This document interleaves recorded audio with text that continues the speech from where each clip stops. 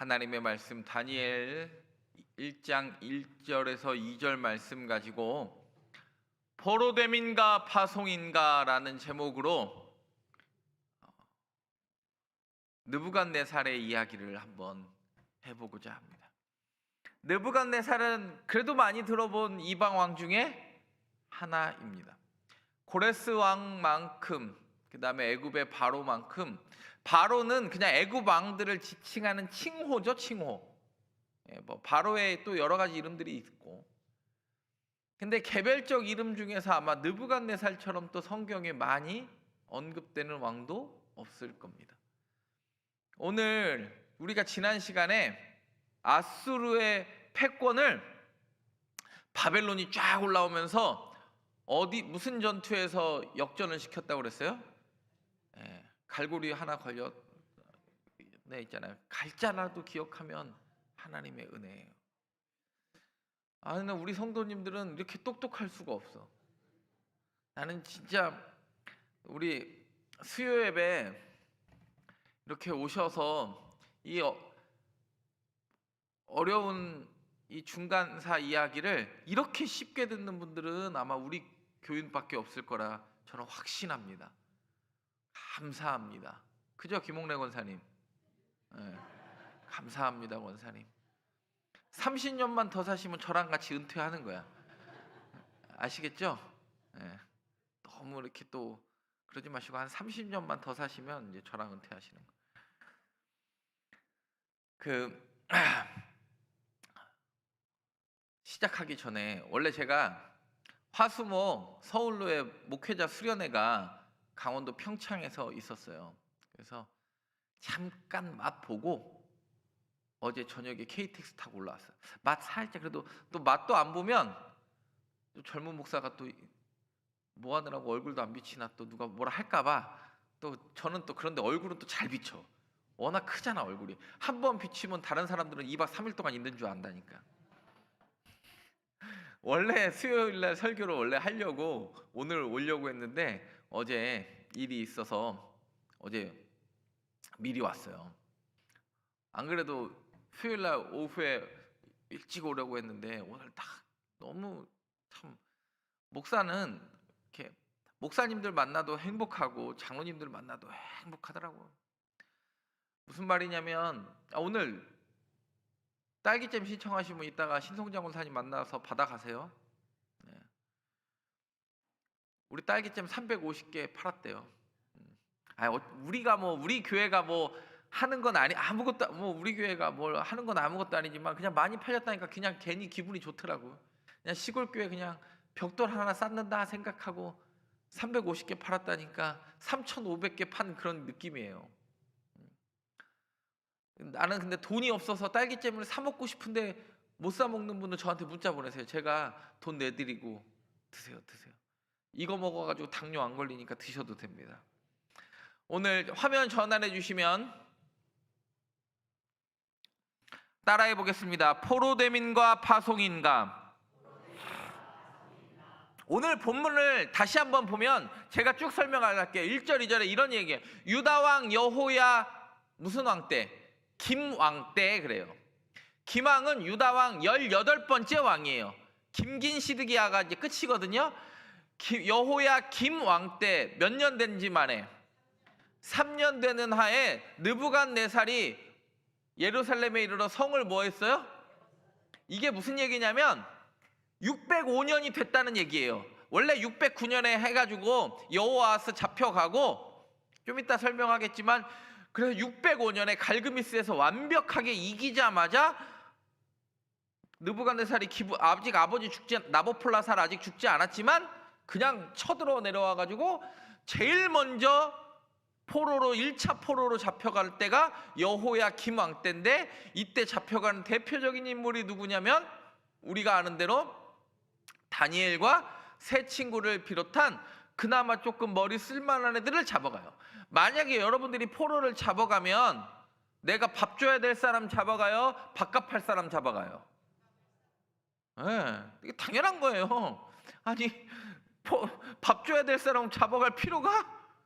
없죠. 예루살렘에 이르러 에워쌌더니 2절에 보면 이렇게 해요. 주께서, 하나님이 바벨론에게 항복하는 것이 주께서 여호야김과 하나님의 전 그릇 얼마를 누구의 손에 넘기심에. 그렇죠. 그 모든 것도 누구의 손에 넘겼다? 하나님이 느부갓네살 손에 넘긴 거다. 이방 왕이 흥왕한 것도 하나님의 뜻이고, 하박국의 그 질문 앞에서도 그 갈대아 사람을 어떻게 하나님, 아니 저 사람들을 일으켜 우리를 괴롭히실 수 있습니까? 물을 때도 똑같이 뭐라고 이야기하시냐면 그것도 하나님의 뜻이다. 그리고 그것을 가지고 어디 땅 신전에 가져다가, 여러분 이 신할 땅은 그냥 우리 성전교회 성도님들은 워낙 성경을 날마다 묵상하고 지혜로우시니까 다니엘 1장 2절에만 나오지 않고 또 어디에 신할 땅이 등장을 하냐면, 이거 맞추면 제가 진짜 딸기잼 사주고 싶은데 그냥 돈 주고 사드실래요?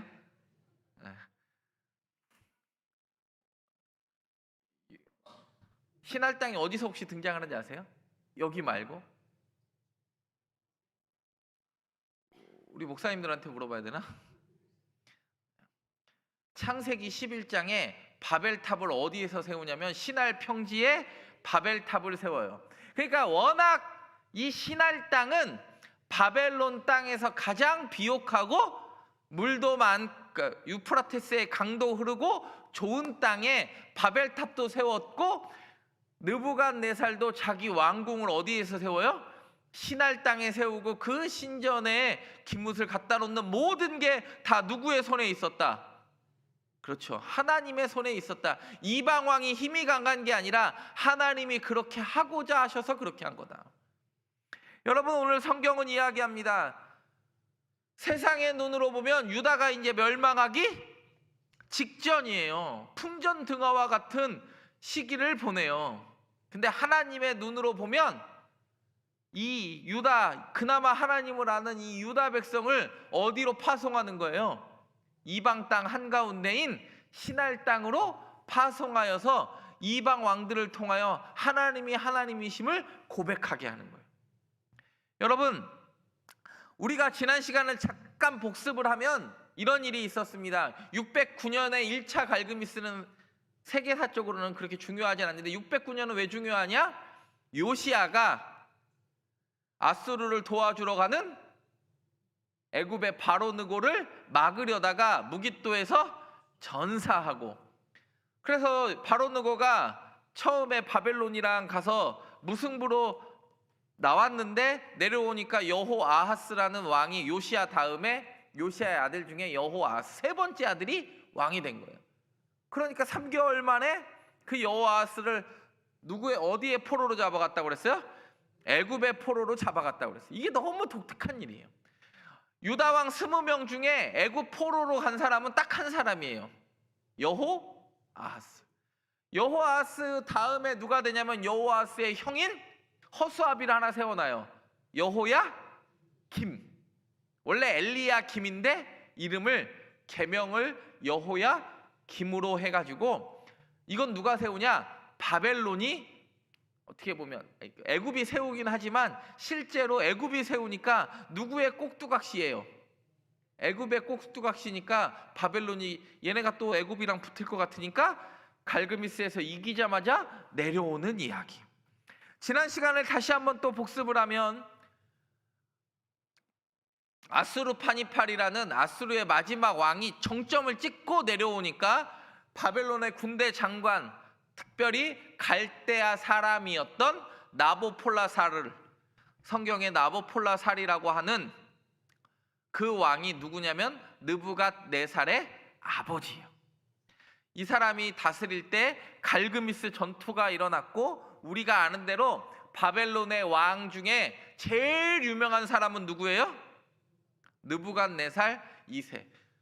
그 세계사회로 보면 네부카드네자르 2세라고 부르는 이 왕이 성경에는 느부갓네살이라고 기록되어 있습니다. 아수르가 흥왕하자마자 누가 다시 쳐들어왔습니까? 바벨론한테 밀려서 유프라테스 강을 넘어서 갈그미스에서 아수르가 누구에게 도움을 요청해요? 애굽 왕 바로느고에게 도움을 요청하고, 바벨론이 이미 힘이 세졌기 때문에, 나보폴라살의 힘이 세워졌기 때문에 이미 아수르는 멸망하기 직전이었다.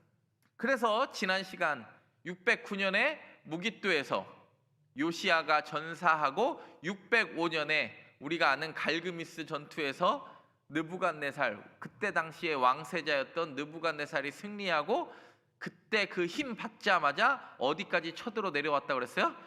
그렇죠. 예루살렘까지 쳐들어 내려와서 포로로 잡아가는 이야기, 지난 시간에 했습니다. 여기 이 지도가 너무 이해가 되시죠? 네, 이 갈그미스 전투에서 일어났고, 그건 이 메소포타미아 한가운데 유프라테스와 티그리스 상류 지방에서 일어났다.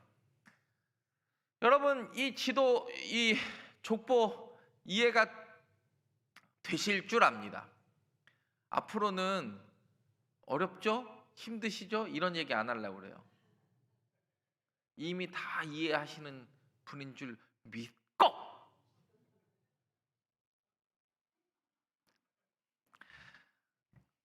네, 듣다 보면 성경의 이야기가 훨씬 더 이렇게 내가 읽다가 풍성해질 때가 있어요. 하나하나 쌓아가는 기쁨이 이 수요일 저녁에 있기를 바랍니다. 원래 역사가 힘드신 분들 있잖아요. 원래 어렸을 때부터 세계사 역사 너무 힘들어하는 사람이 있잖아요. 근데 여러분, 그 힘들어하신 분들도 너무 걱정하지 마세요. 이렇게 역사와 세계사를 좋아하는 목사를 만나려고 그런 줄 아니까. 요시야가 16대 왕인데, 우리가 아는 대로 아수르를 도와주러 가는 바로느고를 무깃도에서 막으려다가 오히려 요시야가 전사예요.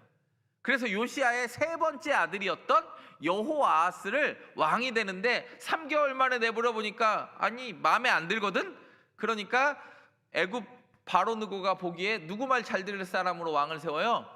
그렇죠. 그래서 여호아하스는 포로로 잡아가서 그거 위에 올라갔다 오는 게 워낙 긴 여정이니까 3개월이고, 자기 말 잘 들을 여호야 김을 왕으로 세우고, 김 다음에 그 다음에 그리고 또 여호야킨의 막내 삼촌이었던 누가로 가는 거예요? 시드기야로 가는 거예요. 김긴 시드기야로 갈 때는 남유다 새 왕으로 갈 때면 이미 바벨론이 힘이 너무 강해져가지고 거의 유다가 바벨론의 허수아비 정도에 불과합니다. 그리고 여호야긴의 아들 스알디엘이 에스라 때 같이 들어오고, 그리고 스룹바벨이 여호야긴의 손자예요. 여러분, 스룹바벨이 누군지 아세요? 3번 포로로 돌아올 때 쓰레빠 신고 제일 1등으로 들어오는 사람이 누구예요? 스룹바벨. 그건 이제 우리가 이제 할 거니까 지금부터 쓰레빠를 기억을 하시면 안 되고, 스룹바. 여호야긴의 자손들 중에 스알디엘하고 스룹바벨이 요 긴의, 왜냐면 여호야긴 석방기사로 열왕기하가 끝나고 그 자손들이 잘 보존하고 있다가 다시 유다 땅으로 돌아오는 이야기가 에스라 느헤미야에 기록된 이야기. 이거는 지금보다는 앞으로 이제 이야기가 되는 과정에서 잘 할 겁니다. 갈그미스 전투를 이해하셨을 줄 압니다. 바벨론이 커져서 어디를 먼저 치고 니느웨를 치고 갈그미스까지 넘어가는 이야기. 바벨론에서 시작된 이 갈그미스. 그래서 아수르를 도와주러 누가 와요? 그렇죠. 애굽의 26왕조 네카우 2세 바로느고라고 성경에 기록된 사람이 옵니다. 그래서 이 번역이 조금 부드럽지 않다고 제가 말씀드렸습니다. 영어 성경이 더 정확하다고 그랬죠. Help the king of Assyria. 아수르를 뭐하라고요? 도와주려고. 그래서 지난 시간에 여기까지 했습니다. 기억나시죠? 그래서 요시야는 조금 길게, 여호야김 조금 길게, 시드기야 조금 길게인데 3개월씩 통치하는 왕이 여호 아하스 어디로 잡혀가요? 애굽으로 잡혀가고, 여호야긴도 3개월 하는데 얘는 바벨론으로 잡혀갔다가 바벨론에서 다시 왕의 자리에서 다시 밥을 먹는 회복의 역사를 경험합니다. 그래서 오늘 이 갈그미스 전투의 승리자였고 나보폴라살의 아들이었고 바벨론을 가장 위대하게 만든 제국의 완성자라고 불렸던, 성경에는 느부갓네살, 세계사의 이름은 네부카드네제르 2세에 대해서 저와 여러분이 나누고 하면, 여러분이 다니엘을 읽을 때나 열왕기 하를 읽을 때, 역대하를 읽을 때 조금 성경이 훨씬 더 풍성하게 보일 줄 압니다. 느부갓네살은 이름은 느부갓네살이잖아요. 실제로 갓 4살의 왕이 된 건 아니고 4살 때부터 이미 금수저를 물고 태어났어요. 원래 자기 아버지가 나보폴라살이라는 사람이 갈대아 바벨론에서 원래 장군으로서 승승장구하다가 아수르 판입할 때 힘이 살짝 약해지니까 그 사이를 비집고 들어갈 정도로 원래 부잣집 아들이었어요. 그리고 이 느부갓네살은 성경에 건축의 귀재가 딱 2명 등장을 하는데, 로마 시대 때는 누구냐면 헤롯 대왕 2살 아래 죽이라는 거. 예수님 공생애 때 헤롯 말고 예수님이 태어나자마자 2살 밑에 아이를 죽이라고 명령했던 헤롯 대왕이 건축의 귀재예요.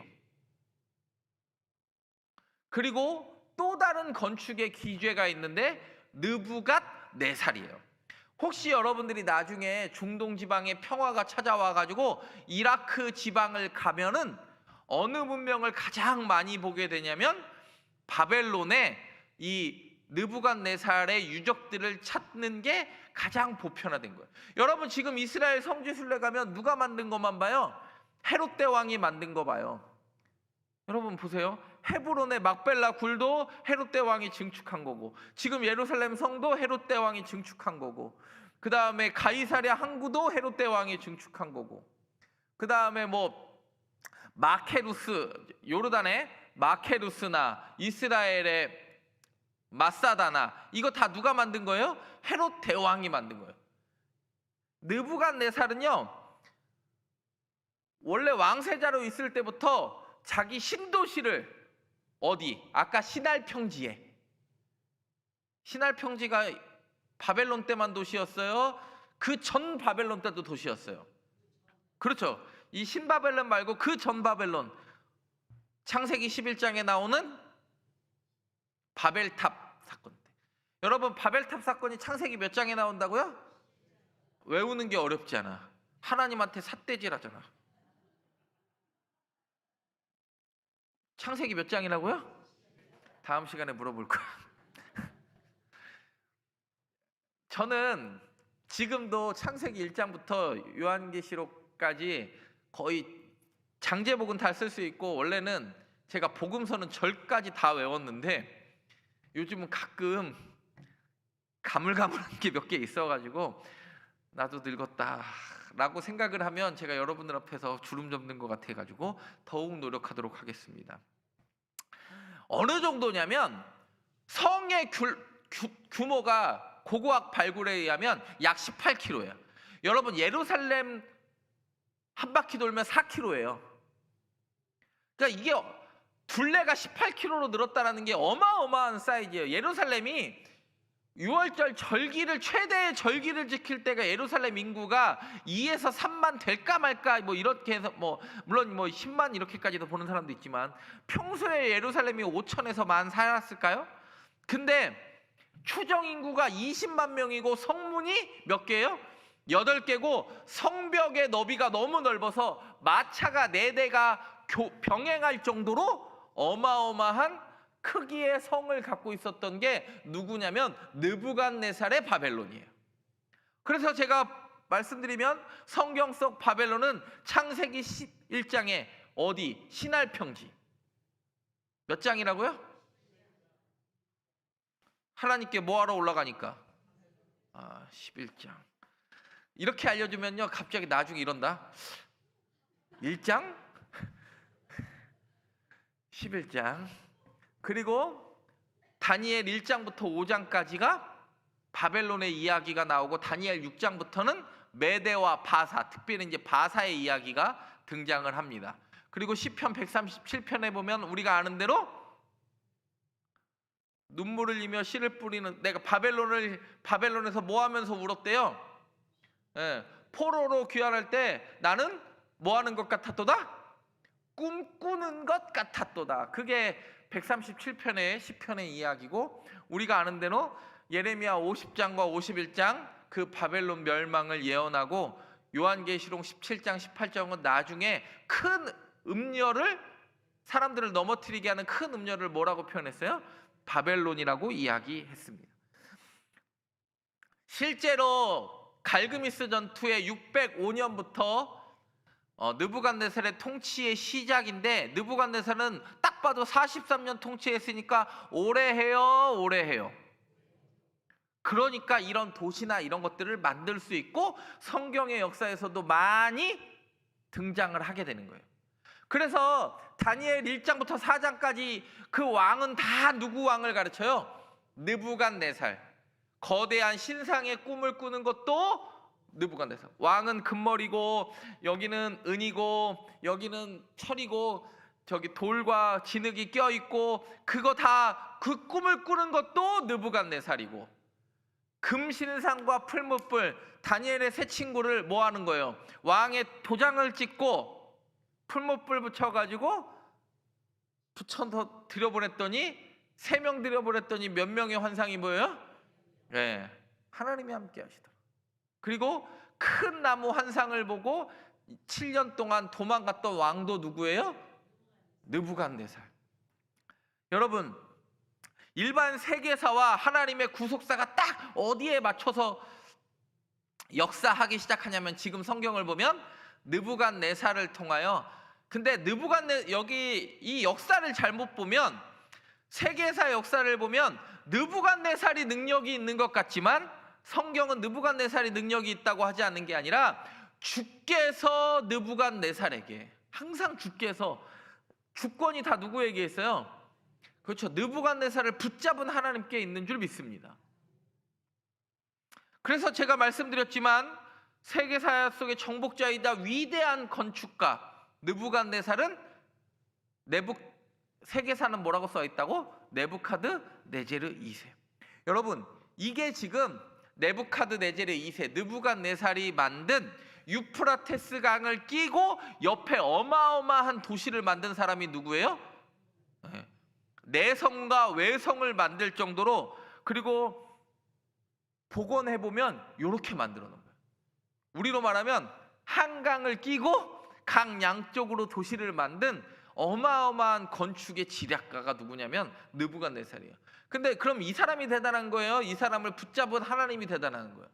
그러니까 느부갓네살이 끊임없이 다니엘서에서 뭐라고 고백하냐면, 하나님, 그는 진짜 하나님이라고, 나의 신의 신앙 고백하는 게 아니라 다니엘이 고백하는 것 아니라 뭐라고 이야기합니까? 느부갓네살의 입을 통하여 하나님이 어떤 분인지를 고백하게 만들어요.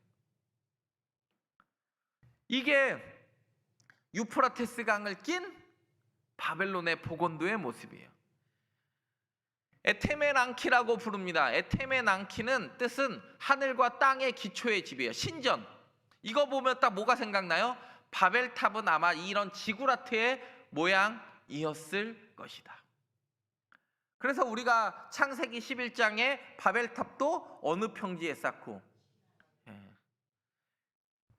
그리고 건축을 하려면 요즘은 돈이 있어야 되지만 옛날에는 진흙과 물이 있어야 돼요. 그리고 다니엘 1장 1절에 오늘 본문 뭐라고 그래요? 성전의 기물을 바벨론 신전에 옮겨놓고 빼앗기게 한 것도 누가? 주께서. 오늘 1장 시절에 뭐라고 그래요? 주께서. 끊임없이 다니엘은 이야기합니다. 모든 주권이 누구에게 있다? 하나님께 있다. 주께 있다. 주께. 이게 에테멘앙키라는 그 바벨론의 대표 신이었던 마르둑, 그리고 성경으로 표현하면 벨이라고 하는 신전이에요. 항상 이 높은 곳에 가서 신전보다 높으면 돼요, 안 돼요? 여러분 스페인 바르셀로나 가보면 사그라다 파밀리아라고 지금 엄청나게 높이 지은 성당 있죠. 세계 최대 성당이라고 불리는, 아직도 100년 넘었는데도 공사하고 있는 거 있잖아요. 가우디의 그 사그라다 파밀리아가 왜 364m냐면 365일보다 한 단 낮게 지으려고 364m가 아니라, 바르셀로나의 가장 높은 언덕이 뭐냐면 몬주이거 언덕, 옛날에 황영조가 달리게 했던 그 하나님이 만든 창조의 물건보다 사람이 높을 수 없다고 해서 그 언덕보다 1m 낮게 그 사그라다 파밀리아를 지은 거예요. 원래 가우디가 그렇게 설계를 한 거예요. 근데 예전에 바벨론은 어떻게 생각하냐면 높이 올라가서 누구와 만나겠다, 신과 만나겠다가 인간의 욕망이었어요. 그게 창세기 11장의 신할 평지고, 지금 바벨론의 가장 강력한 군주로 등극하는 느부갓네살의 꿈이었어. 에테메난키. 여러분 보세요. 유프라테스 강에서 제일 잘 보이는 게 뭐예요? 에테메난키. 이 지구라트예요. 제가 이것도 지구라트인데, 이거는 이란의 초가잠빌 지구라트. 지금 현 세계에 가장 넓게 가장 잘 남아있는 지구라트가 이 이란에 있는 초가잠빌 지구라트예요. 느헤미야가 살았던 수산성 옆에 있거든요. 이 저잖아. 지금 이 사진을 보면, 여러분들이 이 사진을 보면 이 크기가 짐작이 안 될 텐데 한 면이 한 300m 돼요. 실제로 가보면 수백만 평이 이 지구라트를 떠받치는 신전의 제사장들과 이런 사람들의 공간들이 쫙 주변에 펼쳐져 있어요. 기가 막히거든요. 그러면 이 에테메난키가, 여러분 이 파란색 벽돌 물건 보이세요? 요게 여러분도 들어보셨을 이슈타르 문이에요. 이슈타르. 이게 그때 당시에 아까 제가 말씀드렸죠. 바벨론 성에 느부갓네살이 건축한 성이 둘레가 18km였고 성문이 몇 개 있었다고 그랬어요. 8개 있었는데 그 성문의 정문이 이 이슈타르 문이에요. 이슈타르 문이 왜 이렇게 놀랍냐? 아니 그냥 저 정도는 지을 수 있는 거 아닌가? 아니에요. 여러분 이게 지금 벽돌로 진흙으로 구운 것 같아요? 세라믹인 것 같아요? 파란색 색깔을 내려면, 여러분 코엑스나 광화문 같은 데 가면 미디어 파사드 이렇게 쫙 하면, 저기 뉴욕의 타임스퀘어 같은 데 가도 기가 막히잖아요. 세계 최대 그리고 그 코엑스 같은 데 가서 고래가 춤추면 진짜 그 고래가 화면 안에 있는 것 같은 착각에 빠지게 만들어 놨잖아요. 광화문도 그렇고 이게 그때 당시에 미디어 파사드 같은 역할을 한 거예요. 우리 바벨론이 얼마나 힘셌는지를 옆에 있는 진흙벽돌이 보여주는 게 아니라 이 정문 이슈타르 앞에 사람들이 다 깜짝 놀래. 왜냐면 진흙을 구울 때는 1000도 넘게 구우면 돼. 근데 이슈타르 이 파란색 벽돌 세라믹의 색깔을 내려면 1800도 온도를 높여야 된다는 거예요. 근데 이 기술은 누구만 갖고 있었을까? 그때 당시에. 그렇죠. 우리는 이렇게 강력하고 힘이 있는 국가라는 걸 이 정문에서 알려주는 거예요. 그래가지고 여러분 이거 보셨는지 모르겠는데 독일 세계 3대 박물관이라고 차츰 이야기하는 독일 페레가모 박물관 가면 독일 학자가 지가 발견해놓고 바벨론의 이 이슈타르 문을 그대로 뛰어가서 복원을 해놓은 게 이슈타르고, 이라크 가면 이렇게 초라해. 이라크는 복원을 대신 해놓은 거고 실제 오리지널은 어디 있어요? 독일 가 있어요. 그러니까 여러분 얼마나 그때 당시에 이게 이슈타르 문, 그 다음에 옆에 있는 건 뭐예요? 공중정원 저 높이에 있는 건 뭐예요? 에테메난키 지구라트가 얼마나 화려했을지를 보여. 이게 다 누가 만든 거라고요? 느부갓네살. 여러분, 느부갓네살의 왕비는요 메대 출신이에요. 여러분, 이게 되게 중요한데, 제가 또 쉽게 이야기하는 재주가 있잖아요. 제가 쉽게 얘기하지 못해도 어렵게 이야기해도 여러분이 쉽게 이야기하는 능력이 있잖아요. 여러분, 아수르가 힘이 약해질 때 바벨론 혼자 치러 올라갔다고 그랬어요? 누구랑 같이 올라갔다고 그랬어요? 그렇죠. 메대랑 나보폴라살이 메대랑 정략적 동맹을 맺기 위해서 자기 아들 누구? 느부갓네살과 메대 출신의 공주였던 아미티스라는 공주를 결혼을 시켜요. 그런데 메대는 지금의 이란 지방이고 바벨론은 지금의 이라크 지방이에요. 그러면 아미티스가 바벨론에 살면서 향수병에 걸릴까?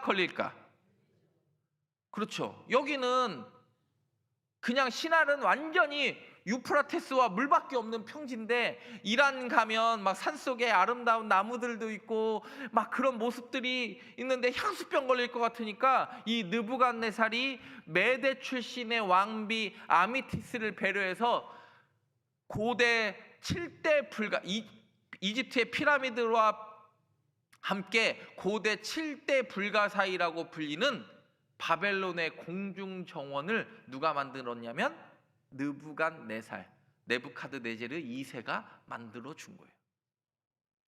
세계 몇 대 불가사의라고요?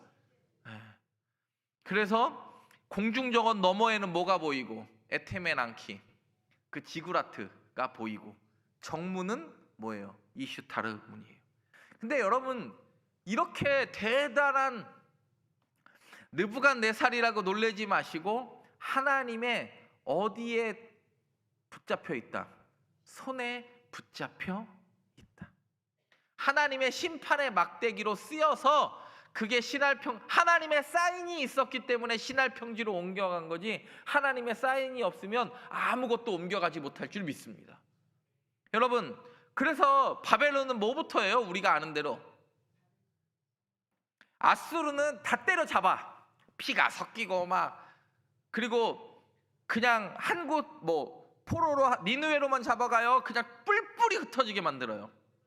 그렇죠. 뿔뿔이 흩어지게 만들고 그 이름 모를 사람들도 그냥 사마리아 와서 살게 해가지고 완전히 피가 섞이게 하는데, 바벨론은 원래 부잣집 아들이니까, 부잣집 가문들이니까 갈대아 사람들은 피 섞이는 짓을 안 해요. 근데 그러니까 딱 얼굴만 봐도 얘가 이스라엘에서 왔는지 튀르키예에서 왔는지 시리아에서 왔는지 말이나 얼굴 색깔 보면 알아요, 몰라요? 근데 하나인 사람들로 만들기 위해서 뭘 하냐면 이름 개명을 해요. 우리 일본도 마찬가지죠. 여러분, 일본이 우리나라를 정복했을 때, 그 지배했을 때 동화하게 만들어요? 정복해가지고 종으로 부려요. 종으로 부리는데 또 정체성은 조선인이라는 정체성을 갖지 못하게 이름을 다 뭘로 바꿔요? 난 아직도 초등학교 3학년 때 선생님 일본 이름이 기억나. 구아무라 기세이였어.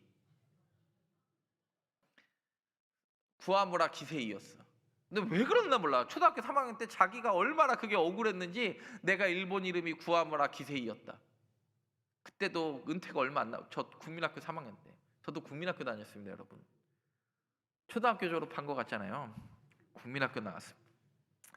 그 구아무라 기세이 옛날엔 이름을 다 바꿔가지고 정체성을 말살시키려고 했는데, 여러분, 그 말살시킨 것 때문에 흔들리지 않고, 다니엘의 세 친구는요 흔들리지 않고 지켰다가 이 다니엘이 아주 중요한 거예요. 여러분, 자녀들 기도할 때 손자 손녀들도 마찬가지겠지만, 내 자녀들의 신앙이 이 세상을 살아갈 때 흔들릴 것 같은 불안감이 저와 여러분 가운데 공존하잖아요. 여러분, 너무 불안해하지 마세요. 하나님이 붙드시면 돼요. 어차피 아무리 교회에서 자라도 흔들릴 사람은 흔들려요. 근데 여러분 생각을 해보세요. 그렇게 바벨론이 그 상각을 흔들고 사상을 흔들려고 이름도 바꾸고 문화도 바꾸고 가진 진미에도 흔들리지 않는 정체성은요, 이 모든 것이 주의 손에 있음을 증명하는 거예요. 느부갓네살의 능력이 있어서가 아니라 오히려 이것을 깨닫고 세상 한가운데로 종으로 잡혀가는 게 아니라 하나님의 파송을 통하여 하나님의 사람으로 세워가는 하나님의 놀라운 역사를 경험하는 거예요. 여러분 보세요. 다니엘의 원래 이름 뜻은 뭐예요? 하나님은 엘, 다니, 나의 심판자다 그러는 거예요. 벨드사살, 벌써 벨, 마르둑이 이제 벨의 또 다른 칭호거든요. 최고의, 그러니까 다니엘이요, 새 친구보다는 이거야. 왜냐면 바벨론도 여러 신이 있는데 마르둑, 벨이여 그의 생명을 보존하소서. 이름 좋은 이름 뜻 바꿔준 거예요. 그리고 우리가 아는 대로 그래가지고 다 다니엘만 이름을 바꿔요. 나머지 애들도 같이 이름을 바꿔요. 그렇죠? 그래서 뭐라 그래요? 하나냐, 미사엘, 아사랴는 기억도 안 나. 우리는 맨날 다니엘과 근데 나는 참 기억이 아니 바벨론식 이름으로 기도할 거면 계속 벨드사살과 사드락과 메삭과 아벳느고라고 이야기하는데 우리 엄마는 맨날 뭐라고 기도했냐면 다니엘과 사드락과 메삭과, 아니 이게 뭐야, 유대식 이름도 불렀다가 이게 나는 나 아직 그때는 뭔지 잘 모르니까 사드락, 그러니까 하도 많이 들으니까 다니엘의 새 친구 유대식 이름을 이야기하라 그러면요 신학생들 대부분 못 써. 근데 다니엘의 새 친구 바벨론 이름을 쓰라 그러면 다 써. 그럼 나와랑 거의 비슷한 상황을 겪은 거야. 사드락과 메삭과 아벳느고는 다 기억하는데 다니엘의 새 친구 유대식 이름이 뭐라고요? 내가 얘기했잖아. 하나냐, 미사엘, 아사랴. 이거 잘 모르잖아요. 맨날 사드락과 메삭. 그러면 차라리 다니엘도 다니엘이라고 하지 말고 벨드사살이라고 하지. 참. 그래도 우리는 그때는 또 다 아멘이 되고 그랬나 봐요. 하나냐는 하나 야훼가 은혜로우시도다가 원래 이름 뜻이었어요. 근데 그 이름을 뭘로 바꿔요? 사드락, 아쿠, 달의 신의 명령이다 너는. 미사엘은 누가 하나님과 같으랴, 엘과 같으랴, 누가 메삭, 그러니까 이름을 다 뭘로 바꾸는 식으로, 바벨론식으로 바꾸는 거예요. 메삭, 누가 아쿠와 같으랴. 아사랴는 누가 도우셨다. 야는 뭐 다 아도나이, 야훼 이런 뜻이에요. 느고는 느보 있죠, 느보. 느부갓네살 할 때 느보의 종의 이름이에요. 그러니까 신의 종의 이름이에요. 그래가지고 바벨론의 신들과 제국 우상들을 보면 제국을 만들려면, 왕이 높아지려면 재정 일치여야 돼요, 재정 분리여야 돼요. 제사, 예배와 정치가 하나가 됐을 때 가장 강력한 힘을 발휘해요. 바로 느고는 신의 대리자라고 불렸어요. 바로 같은 경우에는. 그래서 이 바벨론의 신구조를 여러분들이 꼭 기억하실 필요가 있는데, 마르둑은 누구의 칭호냐면 벨의 칭호예요. 그래서 바벨론의 칭호에 보면 벨사살 왕도 있죠. 그리고 다니엘의 또 다른 이름도 벨드사살, 이런 거. 느보, 느부갓네살, 나보, 폴라살, 이게 다 느보랑 갈거예요. 이슈타르, 담무스, 이게 다 벨은 그때 당시에 바벨론의 최고의 신이 마르둑, 즉 벨이었어요. 누구라는 뜻이에요? 주인, 바알이라는 뜻과 같아요. 그리고 느보는 지혜의 신이라고 불리는데 느부갓네살이나 나보니두스는 다 누구의 이름을 딴 거예요? 또 다른 신의 이름을 딴 거예요. 그리고 아까도 말했던 이슈타르, 또 아까 이슈타르 신이 있었잖아요. 그 이슈타르의 신의 문을 따서 바벨론의 8개의 정문을 이슈타르 문이라고 불리는 거고, 탐무스라는 신도 에스겔에 보면 여인들이 누구를 위하여 애곡하더라? 담무스를 위하여. 그때 에스겔 8장에 담무스가, 여러분 에스겔은 바벨론 시대에 바벨론에서 쓴 책이죠. 그러니까 담무스를 이해하게 해도 그 사람들이 충분히 이해할 수 있는 신들이었습니다. 근데 중요한 사실 하나, 그 모든 우상은 무너지고 누구만 존귀하다? 하나님만이 남으실 것이다라는 걸 이야기하는 거예요. 그래서 우리가 아는 대로 605년, 597년, 586년 1차, 2차, 3차 포로기 때 바벨론 왕은 다 누구예요? 느부갓네살이에요. 왜요? 아까도 말씀드렸죠. 605년부터 43년 동안 다스렸고 건축의 귀재였고 오래 다스렸다. 그래서 우리가 아는 대로 18대 왕 여호야김, 그리고 시드기야 때 모든 왕은 다 누구였냐면 바벨론의 느부갓네살 때였다. 마무리하려고 합니다. 여러분, 변하지 않는 영적 전체성이 우리에게는 필요합니다. 그리고 세상은 너무 악하고, 세상만 악한가요? 사단도 악하기 때문에 교회를 무너뜨리려고 하고 우리의 높이 쌓은 신앙의 성들을 언제 무너뜨릴지 모르게 갉아먹고 있습니다. 근데 그 제국의 심장부에 포로로 간 것이 아니라 하나님은 뭐라고 이야기해요? 파송한 거다. 포로됨인가 파송인가. 근데 오늘 다니엘 1장 2절에 뭐라 그래요? 주께서 여호야김 때 그 성전의 기물들을 어디로 옮기셨다? 신할 땅으로 옮기셨다. 하나님이 주권자이시다. 내 이름표 바꿔도 내 정체성이 흔들리지 않는다. 여러분, 흔들릴 수 있습니다. 70년 동안 바벨론의 포로기 생활을 하면서 흔들릴 수 있습니다. 근데 우리의 신앙인은요, 욥기 23장 10절처럼 그가 나를 단련하신 후에 내가 순금같이 나아오리라. 옛날 개역 한글판 성경은 정금같이라고 표현되어 있습니다. 여러분, 멸망의 무덤이 아닌 메시아 시대를 누구를 통해 준비했어요? 이 바벨론의 시기를 통하여 하나님이 준비하셨어요. 여호야김 때 누가 잡혀가요? 다니엘이 잡혀가고, 여호야김 때 누가 잡혀가요? 에스겔 선지자가 잡혀가고, 시드기야 때 예루살렘 성전이 주전 586년에 다 파괴되고 많은 사람들이 잡혀갑니다. 그러면 이제는 세 번의 포로로 잡혀가면, 이거 다음 시간에 제가 자세히 할 거거든요. 1차, 2차, 3차 포로를. 세 번의 이 바벨론 포로기가 나라를 무너뜨릴 것 같았지만 무너뜨리지 못하고 여호야김 때 잡혀갔던 그 다니엘로 말미암아 다니엘 3장 28절에 느부갓네살이 뭐라고 그래요?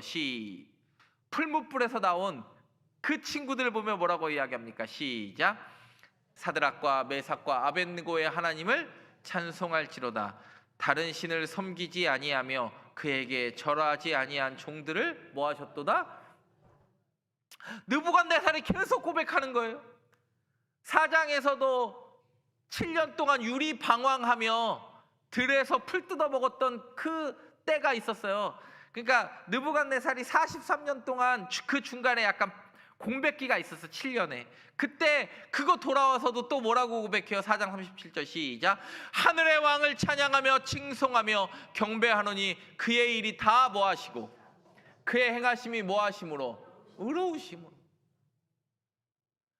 내 신이었던 벨드사살과 벨과 느보와 담무스와 이시타르가 나를 지켜준 게 아니라 내가 포로로 잡아왔던 그 연약한 인간의 하나님이라고 불리는 그분이 나를 강하게도 하시고 놓아주기도 하시고 붙드시기도 하는 걸 아무도 이방인 유대인들은 뭐라 그래요? 3번 포로로 잡혀왔으니까 우리 망했구나 이야기할 때 하나님이 이방왕을 통하여 입술로 포로됨인가요? 여러분, 포로된 거예요? 파송이에요? 예. 여러분, 이 세상으로 하나님은 오늘도 우리를 파송하십니다. 우리 쓰러지고 넘어질 거 몰라서 파송하는 게 아니라 주께서 나를 그의 자리로 옮기신 줄 믿고 여러분 결단하시기를 바랍니다.